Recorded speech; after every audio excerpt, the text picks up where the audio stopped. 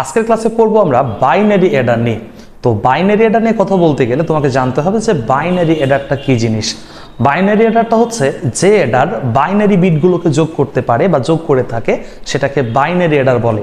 তো binary Eder থেকে তোমাদের একটা সিকিউ এর ঘ নাম্বার প্রশ্ন করা হয়, যেখানে দুইটা সংখ্যা দেওয়া থাকে।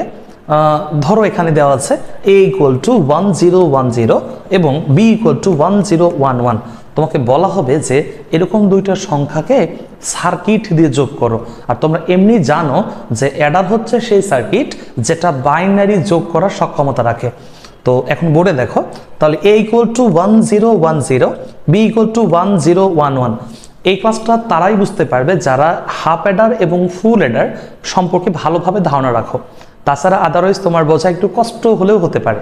আচ্ছা, তাহলে বোর্ডে দেখো a = 1010 এবং b = 1011। তোমাকে কি বলা হবে?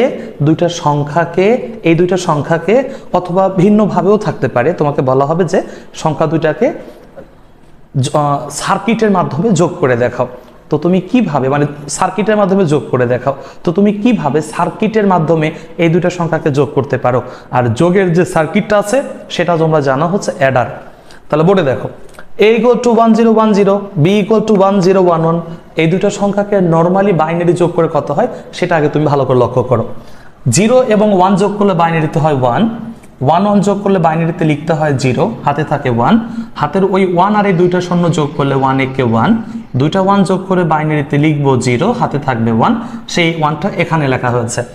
এই দুইটা সংখ্যাকে নর্মালি যোগ করে হয়েছে 10101।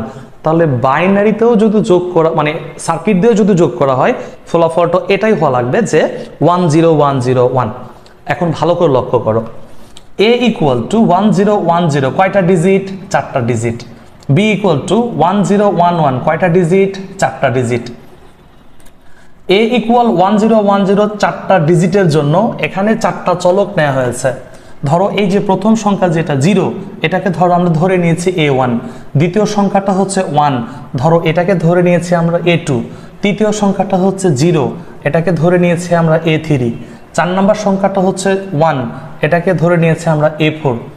b = এখানে 4টা ডিজিট। তো এই 4টা ডিজিটের জন্য আমরা এখানে নিচে 4টা চলক নিয়েছি। আমরা প্রথম সংখ্যা যেটা আছে 1, এটাকে ধরে নিচ্ছি ধরো b1, দ্বিতীয় সংখ্যা যেটা আছে 1, ধরো এটাকে ধরে নিলাম b2, ধরো এটাকে ধরে নিলাম b2, এটা হচ্ছে আমাদের b1, এটা হচ্ছে আমাদের b2, এবং তৃতীয় সংখ্যা যেটা আছে এটাকে 0, এটাকে ধরে নিলাম ধরো আমরা b3, এবং চতুর্থ সংখ্যা 1 যেটা আছে এটাকে ধরো আমরা ধরে নিলাম b4। তাহলে a = 4টা সংখ্যা, 4টা সংখ্যাকে আমরা 4টা চলক দ্বারা প্রকাশ করলাম। প্রথম সংখ্যাকে ধরা হয়েছে a1, দ্বিতীয় সংখ্যা a2, তৃতীয় সংখ্যা a3, চতুর্থ সংখ্যা a4। এবং b = যে 4টা ডিজিট, এই 4টা ডিজিটকে আমরা 4টা চলক দিয়ে প্রকাশ করলাম। এটা b1, b2, b3, b4। এই যে দেখো b1, b2, b3, b4, এটা তোমাদের b1, b2, b3, b4 ধরে নিলাম আমরা। হ্যাঁ, আচ্ছা, তারপর এই দুইটা সংখ্যা যোগ করে যেটা সেটা এখানে রাখি, হাতে যেটা থাকে আমরা মনে মনে রাখি, থাকলেও থাকতে পারে, না থাকলে না থাকবে। এই দুটো সংখ্যা যোগ করে যেটা সেটা এখানে লিখি, হাতে যেটা থাকে সেটা পরের সংখ্যার সাথে যোগ করি। এই সংখ্যাগুলো যোগ করে যেটা হয় সেটা এখানে লিখি, যদি হাতে কিছু থাকে সেটা পরের সংখ্যার সাথে পরের সারিতে যোগ করে লিখি, হাতে কিছু থাকলে সেটা লিখি। এখানে ভালো করে লক্ষ্য করো, এখানে যে জিনিসটা করা হয়েছে, এখানে আসলে এই জিনিসটাকে এখানে চলক আকারে প্রকাশ করা হয়েছে। তাহলে এখানে a1 এবং b1 এই দুইটা সংখ্যাকে যোগ করে যেটা হবে আমরা ধরে নিলাম সেই ফলাফলটা হচ্ছে s1। এবং যদি আমাদের হাতে কিছু থাকে, ধরো আমরা সেটাকে ধরে নিলাম c1, তাহলে এই c1, a2, b2 এই তিনটে সংখ্যা যোগ করে যেটা হবে সেটা এই সোজা সোজা লিখবে, ধরো সেটাকে আমরা প্রকাশ করলাম s2 দ্বারা। এবং যদি আমাদের হাতে কিছু থাকে সেটাকে ধরো আমরা ধরে নিলাম c2। এই c2, এটা এবং এইটা, এই তিনটা সংখ্যা যোগ করে যেটা হবে সেটাকে আমরা ধরো বললাম s3। যদি হাতে কিছু থাকে ধরো সেটাকে ধরে নিলাম আমরা c3। এইটা এইটা এইটা এই তিনটা সংখ্যা যোগ করে হবে যেটা, সেটাকে আমরা ধরে নিলাম s4। যদি হাতে কিছু থাকে সেটাকে ধরে নিব আমরা c4। মানে এই যে দেখো এই দুইটা সংখ্যাকে যোগ করে যেটা হবে তার নাম দিব s1, যদি হাতে কিছু থাকে সেটাকে ধরে নেব আমরা c1। হাতে থাকা ওই সংখ্যাটা এবং এই দুইটা সংখ্যা যোগ করে যেটা হবে সেটার নাম s2। এই যে এই দুইটা সংখ্যা যোগ করে যেটা হবে সেটা s1, যদি হাতে কিছু থাকে সেটাকে আমরা ধরে নেব c1। এটা এটা এটা এই তিনটা সংখ্যা যোগ করে হবে যেটা, সেটাকে ধরে নিবা তোমরা S2। যদি তোমার হাতে কিছু থাকে সেটাকে ধরে নিবা C2। এই C2 এবং এইটা যোগ করে হবে যেটা, সেটার নাম দিবা S3। যদি হাতে কিছু থাকে সেটাকে বলবা C3। এটা যোগ করে হবে যেটা, সেটা নিচে লিখে দিবা, বলো সেটা S4। এবং হাতে যেটা থাকবে সেটাকে ধরে নিলাম আমরা C4। যেহেতু বামে আর কোনো সংখ্যা নেই সেই জন্য C4টা সামনে লিখে দিলাম। মানে লাস্ট লাইনে দেখো দুইটা 1 যোগ করে লেখা হয়েছে, যেটা হাতে থাকে 1, সেটা সামনে লিখে দিতে হয়। কেন স্যার? যেহেতু আর কোনো বামে কোনো সংখ্যা টংখ্যা নাই। সো এখানেও ঠিক একই কাজটা করা হয়েছে, এই তিনটা সংখ্যা যোগ করে যেটা সেটা এখানে লেখা হয়েছে, এবং হাতে যদি কিছু থাকে সেটা এখানে C4 এর মাধ্যমে প্রকাশ করা হয়েছে। এখানে চলক হচ্ছে 1 2 3 4টা, নিচেও চলক 1 2 3 4টা। এই চারটা উপরে 4টা চলক, নিচে 4টা চলক। 4টা চলকের জন্য আমরা এখানে 4টা ব্লক ডায়াগ্রাম নিয়েছি। এই 4টা চলকের জন্য আমরা এখানে 4টা ব্লক ডায়াগ্রাম নিয়েছি। আচ্ছা, প্রথম ব্লক ডায়াগ্রামে আমরা A1 এবং B1 এই দুইটা সংখ্যাকে ইন করাইছি এবং আউটপুট হিসেবে সাম পাবো, এই পাশে আমরা ক্যারি পাবো। এই পাশে আমরা ক্যারিটাকে রাখার চেষ্টা করেছি। আবারও দেখো, প্রথমে একটা ব্লক ডায়াগ্রাম নিয়েছি হাফ এডারের। কেন হাফ এডারের ব্লক ডায়াগ্রাম নিলাম পরে বলছি, সেটা আগে দেখো হচ্ছে A1 এবং B1 এই দুইটা সংখ্যাকে যোগ করে যেটা হবে সেটা তোমরা এখানে রাখবে, এবং হাতে যেটা থাকবে সেটা এখানে রাখবে। পরবর্তী স্টেপগুলোতে এটা যোগ করে হবে যেটা, সেটা রাখবে এখানে। যদি হাতে কিছু থাকে সেটা এখানে রাখবে। পরবর্তী স্টেপে গিয়ে এটা যোগ করে হবে যেটা, সেটা রাখবে এখানে। যদি হাতে কিছু থাকে সেটা এখানে রাখবে।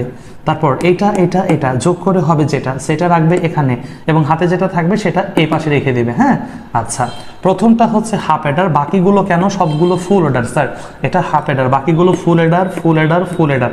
স্যার এটা হাফ এডার কেন? তোমরা জানো যে এডার দুটো বিট যোগ করে যোগফল সাম এবং ক্যারি বের করতে পারে সেটাকে হাফ এডার বলে।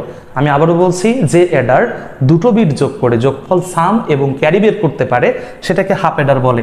তো প্রথমেই A এবং B এই দুটো সংখ্যাকে যোগ করা হয়েছে, যোগ করেই না ফলাফল কিছু একটা বের হয় তবেই না হাতে থাকে, তাছাড়া শুরুতেই তো আর হাতে থাকে না। তো পরবর্তী স্টেপগুলোতে প্রথমে দুটো সংখ্যা যোগ করেছো, যেটা ফলাফল হয়েছে সেটা এখানে রাখছো, তারপরে হাতে কিছু মিছু থাকলে থাকবে, না থাকলে নাই। তবে হাতে যেটা থাক না কেন সেটাকে C1 দ্বারা প্রকাশ করেছো।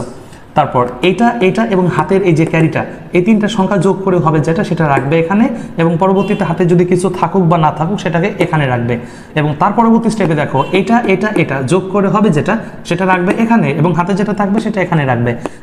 এটা যোগ করে হবে যেটা, সেটা রাখবে এখানে, এবং যদি হাতে কিছু থাকে সেটা রাখবে এই C4 এখানে।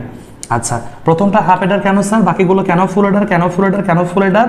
তোমরা জানো, যারা এডার সম্পর্কে, আমি আবারও বলছি, এই ক্লাসটা শুধু তাদের জন্য যারা হাফ এডার এবং ফুল এডার সম্পর্কে সুস্পষ্ট ধারণা রাখো। বোর্ডে দেখো, তাহলে এটা হাফ এডার কারণ হচ্ছে স্যার এটা শুধু দুটা বিটকে যোগ করেছে, করে সাম এবং ক্যারি বের করেছে, আর বাকিগুলো এই ক্যারি সহ দুটা বিটকে যোগ করে সাম এবং ক্যারি বের করেছে। এই ক্যারি সহ আর দুটা বিটকে যোগ করেছে, করে সাম এবং ক্যারি বের করেছে। এই ক্যারি সহ দুটো বিটকে যোগ করেছে, করে সাম এবং ক্যারি বের করেছে। এজন্য এটা হাফ এডার, বাকিগুলো ফুল এডার কেন স্যার? কারণ যে এডার ক্যারি সহ দুটো বিটকে যোগ করে যোগফল সাম এবং ক্যারি বের করতে পারে, যে এডার ক্যারি সহ দুটো বিটকে যোগ করে সাম এবং ক্যারি বের করতে পারে, যে এডার ক্যারি সহ দুটো বিটকে যোগ করে সাম এবং ক্যারি বের করতে পারে, সেগুলোকে ফুল এডার বলে। সেই জন্য প্রথমটা হাফ এডার, বাকি সবগুলো এগুলো ফুল এডার। আচ্ছা, তাহলে এখানে ভালো করে লক্ষ্য করো যে ধরো এটা হচ্ছে তোমাদের A1, এটা B1, এটা A2, এটা B2, এটা A3, এটা B3, এটা A4, এটা B4। তাহলে A1 এর মান 0, B1 এর মান 1, A2 এর মান 1, B2 এর মান 1, A3 এর মান 0, B3 এর মান 0, A4 এর মান 1, B4 এর মান 1। তাহলে এখানে আমরা চলক দ্বারা প্রকাশ করেছি, এইখানে এই চলকগুলোর মান বসাই দিছি আমরা। এখানে দেখো A1 এর মান 0, B1 এর মান 1, এই যে প্রথম হাফ এডারে A1 এর মান 0, B1 এর মান 1। তারপরে A2 এর মান 1, B2 এর মান 1, এই যে A2 এর মান 1, B2 এর মান 1, এই যে A2 এর মান 1, B2 এর মান 1, A2 এর জায়গায় মান 1, B2 এর সোজা সোজা দেখো মান 1, এখানে মান বসাই দেওয়া হয়েছে। এটা A3, এটা B3, A3 B3 দুটা মানে 0 0, এই যে A3 সোজা সোজা দেখো 0, B3 সোজা সোজা 0। তারপর এটা A4, এটা B4, এই যে A4 এর মান বসাই দিছি, এটা 1, এটাও 1, দেখো না, এই যে 1 1। এখন ভালো করে লক্ষ্য করো, এই 0 এবং 1 যোগ করে হবে 1, যদি হাতে কিছু থাকে সেটা এখানে রাখবো। তাহলে 0 আর 1 যোগ করে বাইনারি তো হয় 1, হাতে কিছু থাকে না, তাহলে 0। এই দুইটা 1 আর একটা 0 যোগ করলে কত হবে? দুইটা 1 যোগ করে লিখবো 0, হাতে থাকে 1, সেই 1টা এখানে রাখা হয়েছে। হাতের এই একটা 1 আর এই দুইটা শূন্য যোগ করে 1 একে 1, হাতে কিছু থাকে না। এই দুইটা 1 যোগ করে লিখবো 0, হাতে থাকে 1, সেই 1টা এখানে রাখা হয়েছে। আবারও দেখো মান বসায় দেওয়া হয়েছে A1 B1, A2 B2, A3 B3, A4 B4। এই দুটো সংখ্যাকে যোগ করে যেটা হয়েছে সেটা এখানে রাখা হয়েছে, হাতে কিছু থাক বা না থাক সেটা এখানে রাখা হয়েছে। পরবর্তী স্টেপে এটা এটা এবং এটা যোগ করে হয়েছে যেটা সেটা লেখা হয়েছে এখানে, এবং হাতে কিছু থাকলে সেটা এখানে রাখা হয়েছে। হাতের এইটা এবং এই দুইটা সংখ্যা যোগ করে যেটা সেটা এখানে রাখা হয়েছে, এবং হাতে কিছু থাকলে সেটা এখানে রাখা হয়েছে। এটা এটা এটা যোগ করে হবে যেটা সেটা এখানে, এবং হাতে যেটা থাকবে সেটা এখানে স্যার। তাহলে 0 আর 1 যোগ করলে বাইনারিতে 1 হয়, হাতে কিছু থাকে না 0, তাহলে এই দুইটা 1 আর একটা শূন্য যোগ করলে কত হবে? এক কথায় দুইটা 1 যোগ করে লিখবো 0, হাতে থাকে 1, সেই 1টা এখানে রাখা হয়েছে। 0 0 1, মোট কয়টা 1? একটা 1, যোগ করলে 1 একে 1ই হবে, দুটো শূন্য যোগ করলে 1 একে 1, হাতে কিছুই থাকে না স্যার, তাহলে 0 1 1 0 যোগ করলে কত হবে? দুইটা 1 আছে মোট, দেখো তাহলে লিখবে 0, হাতে থাকবে 1, সেটা এই পাশে রাখা হয়েছে। তাহলে দেখি আমাদের ফলাফলটা কত আসছে।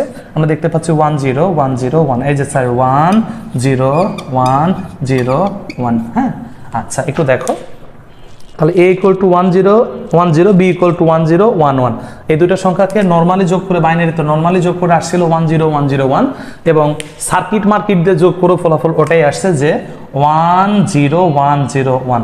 তাহলে অ্যাডার হচ্ছে সেই সার্কিট যেটা তোমাদের বাইনারি যোগের কাজ করতে পারে, এবং বাইনারি অ্যাডার বাইনারি বিটগুলোকে যোগ করার সক্ষমতা রাখে।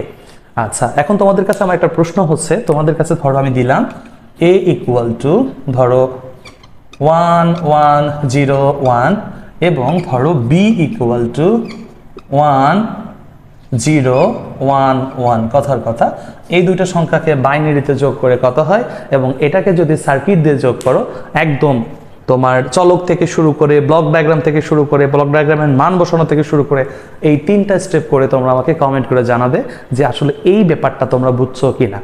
আচ্ছা ঠিক আছে, দেখা হবে ইনশাআল্লাহ আগামী ক্লাসে। সেই পর্যন্ত সবাই সুস্থ থাকো, ভালো থাকো।